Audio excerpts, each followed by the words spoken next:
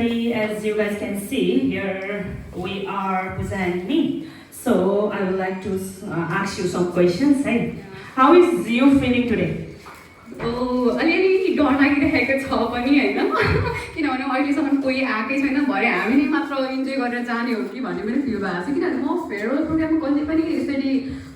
मतलब हुन्छ नि म जानै पर्छ भनेर चाहिँ कहिले गएको छुइनँ नि त यो मेरो लागि चाहिँ न्यू एक्सपिरियन्स हो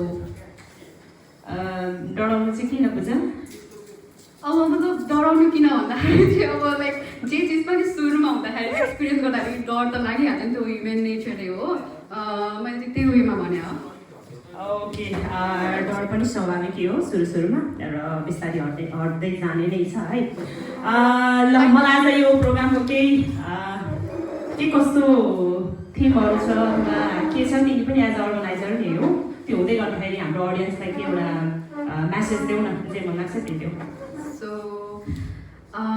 सायद यो फेयरवेल प्रोग्राम 2026मा चाहिँ आई थिङ्क मैले एक्सपिरियन्स गरेँ र मैले अघि इन्टरभ्यू गर्दाखेरि चाहिँ सबैबाट मैले के मेसेज पाएँ भन्दाखेरि चाहिँ फेयरवेल प्रोग्राम भनेको चाहिँ कन्टिन्युसली हुनुपर्छ किन भन्दाखेरि चाहिँ कलेजमा आइसकेपछि कुनै जुनियरहरूले सिनियरतिर सम्मानित गरेको चिज रहेछ भन्ने कुरा हो यो र फेयरवेल प्रोग्राममा चाहिँ टिचरहरूलाई पनि इन्क्लुड गरिँदो रहेछ र टिचरहरूद्वारा सम्मानित गरिँदो रहेछ त्यो इमोसन्स नो जे चिज पनि इमोसन छैन भने त्यो चिजको भ्याल्यु हुँदैन मेरो वेमा चाहिँ मेरो लाइफमा म त्यही प्रिन्सिपललाई फलो गर्छु र इमोसन इज समथिङ होइन यो फेयरवेल प्रोग्राम पनि इमोसनसँग नै जोडेको छ र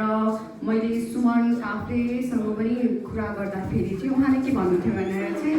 यो फेयरवेल प्रोग्राममा चाहिँ जस्तै कि अब सुरुमा डान्स हुन्छ अरे अनि त्यहाँदेखि अब सरहरूले सम्मानित गरिन्छ होइन अनि सदस्यहरूलाई इन्क्लुड गरिन्छ अनि प्रिति यहाँनिर साइडिङ होस्ट गर्छिन् होला है सर अनि त्यहाँदेखि अरू सबैलाई अब खानासानाको व्यवस्था छ पानीको व्यवस्था छ र पछि जाने बेला पनि उहाँहरूलाई सानो मायाको चिनो पनि छ भन्ने कुरा